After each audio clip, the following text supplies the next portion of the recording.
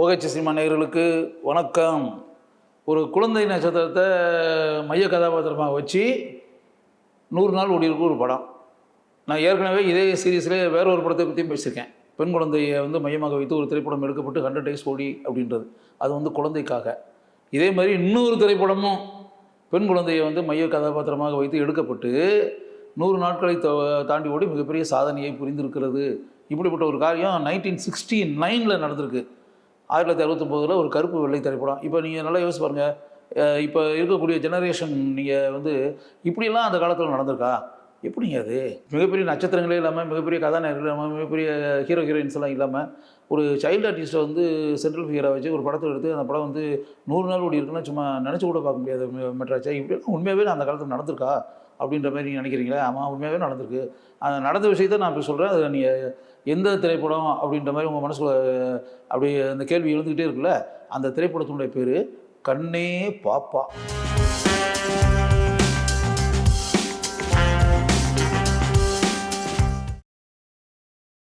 கண்ணே பாப்பான்றதான் அந்த திரைப்படத்தினுடைய பேர். முத்துவேல் மூவிஸ் அப்படின்ற பட நிறுவனம் அந்த படத்தை தயாரித்தாங்க. அந்த திரைப்படத்திற்கு கதை எழுதியவர் அருமையான கதை வசன கர்த்தாவான பாலமுருகன். நடிகர் சிவாஜி கணேசன் கதாநாயகன் நடித்த எங்கள் ஊர் ராஜா திரைப்படத்தினுடைய கதாசிரியர். பட்டிக்காடா பட்டணமா படத்தினுடைய கதாசிரியர். ராமன் எத்தனை ராமனடி படத்தினுடைய கதாசிரியர். பாட்டும் பரதமும் படத்தினுடைய கதாசிரியர். ராஜபாட் ரங்கதுரை படத்தினுடைய கதாசிரியர். இப்படி யோசிச்சு பாருங்கள். மாதவன் சார் டைரக்ட் பண்ணால் பெரும்பாலான படத்துக்கு பாலமுருகன் சார் தான் கதை வசனம் எழுதுவார். இந்த திரைப்படத்தையும் இயக்கியவர் பி. மாதவன் சார் டைரக்ஷனில் வெளிவந்து மிகப்பெரிய சாதனையை புரிந்த திரைப்படம் இது. இந்த திரைப்படத்தில் பாஸ்கர் அப்படின்ற கதாபாத்திரத்தில் முத்துராமன் நடிச்சிருந்தார். அவருடைய மனைவி கல்யாணி அப்படின்ற கதாபாத்திரத்தில் KR விஜய் நடிச்சிருந்தாங்க. அவங்களுடைய மகள் லட்சுமி அப்படின்ற அந்த பெண் குழந்தை, பேபி ராணி அப்படின்னு அந்த காலத்தில் படங்களில் நிறையா நடிச்சுக்கிட்டு இருந்த பெண் குழந்தை. அந்த குழந்தை தான் இவங்களுடைய குழந்தை லட்சுமியாக நடித்தது. அதில் ஒரு குறிப்பிட்ட ஸ்டேஜில் அந்த ஹஸ்பண்ட் ஒய்ஃப் 2 பேருக்குள்ள சண்டை சச்சரவு அப்படி இப்படின்ற மாதிரிலாம் எப்போ பார்த்தாலும் இந்த குழந்தையை சரியாக கவனிக்காமல் இவங்க 2 பேருமே சண்டை போட்டுக்கிட்டே கிடப்பாங்க வீட்டில்.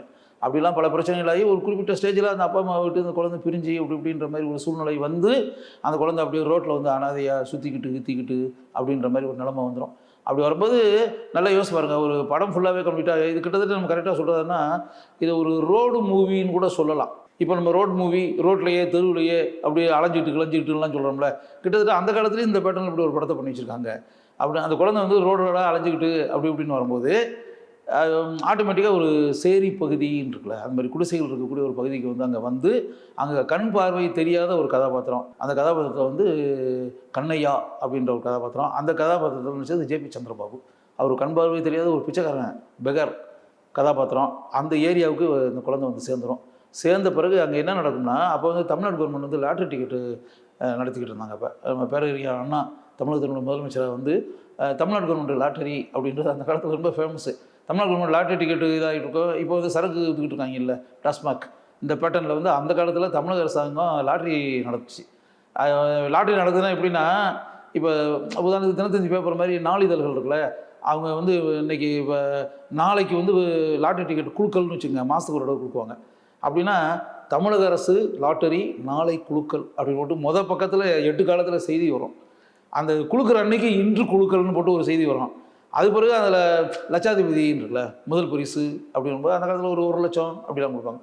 அந்த 1 லட்சம் இப்போ தீபாவளி இந்த மாதிரி பொங்கல் இந்த மாதிரி இருந்துச்சுன்னா அதுவே 5 லட்ச ரூபா சிறப்பு பரிசு இதெல்லாம் இருக்கும். 1 லட்ச ரூபா பரிசுன்னா அது பெரிய விஷயம். அந்த 1 லட்ச ரூபா பரிசு வாங்கினோடனே அந்த 1 லட்ச ரூபா லட்சாதிபதி யாருன்னு போட்டு அந்த லட்சாதிபதி அவங்க ஃபோட்டோவெல்லாம் போட்டு இவர் கோயம்புத்தூரில் ஒரு டீ கடை வச்சு நடத்திட்டு இருக்காரு. இவர் தான் இந்த லாட்ரி டிக்கெட்டை வாங்கி இந்த மாதம் 1 லட்ச ரூபா பரிசு இவருக்கு தான் கிடச்சிருக்குன்ற மாதிரி இப்படி அந்த தமிழ்நாடு கவர்மெண்ட் லாட்டரி டிக்கெட் விற்கிறது, அதில் லட்சாதிபதி ஆகிறது, அவங்க ஃபோட்டோ கிட்டெல்லாம் போட்டு பத்திரிகையில் அப்படி இது ஒரு காலத்தில் நடந்துச்சு. இந்த திரைப்படத்தில் என்ன ஆகுதுன்னா, இந்த குழந்தை அப்படியே போயிட்டுருக்குல்ல, லாட்டரி டிக்கெட் விற்றுக்கிட்டு இருப்பாங்க. ஒரு இடத்துல க்யூவில் நின்று டிக்கெட் வாங்குவாங்க. ஆள் ஃபுல்லாக ஆண்கள் பெண்கள் எல்லாருமே க்யூவில் நின்று அப்படி இப்படின்ற மாதிரி இது பண்ணிகிட்டு இருப்பாங்க. அப்படி வரும்போது இந்த நம்ம குழந்தை நட்சத்திரம் லட்சுமி பேபி ராணி இருக்குல்ல, இதுவும் கீழே நின்றுக்கிட்டு இருக்கும் அந்த டிக்கெட் வாங்குறதுக்காக. அப்படி வரும்போது அதுக்கு முன்னாடி தேங்காய் சீனிவாசன் வருவார். அதில் படத்தில் நடிச்சிருக்காரு தேங்காய் சீனிவாசன் அந்த குழந்தைய தள்ளி விட்டு அவர் போய் ஃப்ரண்ட்டில் போய் நின்றுக்கிட்டு போய் டிக்கெட்டை வாங்கி அப்படின்ற மாதிரி. அதுக்கப்புறம் இந்த டிக்கெட்டு இதுவும் டிக்கெட் வாங்கிடும். அது பிறகு அந்த தேர்தல் அந்த இது வரும்ல, டிக்கெட்டு ரிசல்ட்டு குழுக்கள், அந்த ரிசல்ட் வரும்போது என்னென்னா இந்த குழந்தை டிக்கெட்டுக்கு ₹1,00,000 பரிசு கொடுத்துரும். இப்போ அப்போ யோசிப்பான் அந்த தேங்காய் சீனிவாசன் கேரக்டர்னு வச்சுக்கலாம். இப்போ இது இடிச்சிட்டு தான் போய் ஃப்ரெண்டில் போயிட்டு இருந்தது, அது நமக்கு பின்னாடி இருக்க ஒரு நம்பருக்கு நமக்கு ஆக்சுவலாக பார்த்தா அவன் அந்த கேரக்டர் தான் இந்த இடத்துல வந்து நிற்கணும். குழந்தையை இடிச்சிட்டு போய் ஃப்ரெண்டில் போனதுனால அது பின்னாடி அடுத்து நின்றுட்டு குழந்தைக்கு கிடச்சிடும். அப்போ நமக்கு பின்னாடி யார் நின்றுது, ஒரு குழந்தைகளாம் நின்றுட்டு இருந்துச்சு, ஒரு பெண் குழந்தை, அது எங்கே இருக்குது இப்போ அப்படின்னு. இது என்ன ஆகி போயிரும்னா இந்த குழந்தைக்கு இந்த ₹1,00,000 வந்துருச்சுன்னு தெரிஞ்சு போச்சு.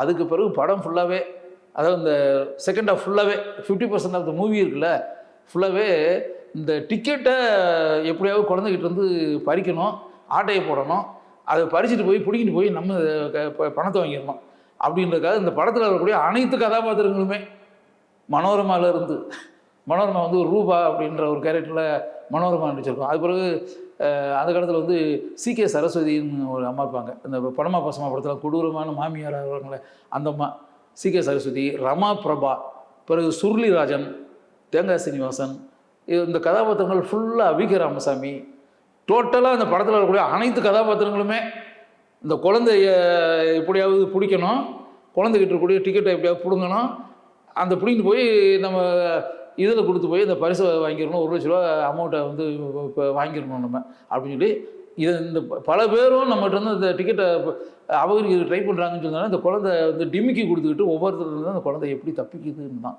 உங்களுக்கு பிடிக்கும்ல? இன்றைக்கி எனக்கு தெரிஞ்சு பேசாமல் அந்த படத்தை இப்போ இன்றைக்கி பண்ணால் கூட இன்றைக்கி இருக்க ஜெனரேஷன் யாருமே அந்த படத்தை பார்த்துக்க மாட்டீங்க. இப்போ பார்த்தீங்கன்னா உங்களுக்கு எல்லாருக்குமே பிடிக்கும், நம்ம பசங்கள்லேருந்து எல்லாருக்குமே பிடிக்கும். ஏன்னா அது இப்படி ஒரு படத்தை பண்ணியிருக்காங்க அந்த காலத்துலன்னு.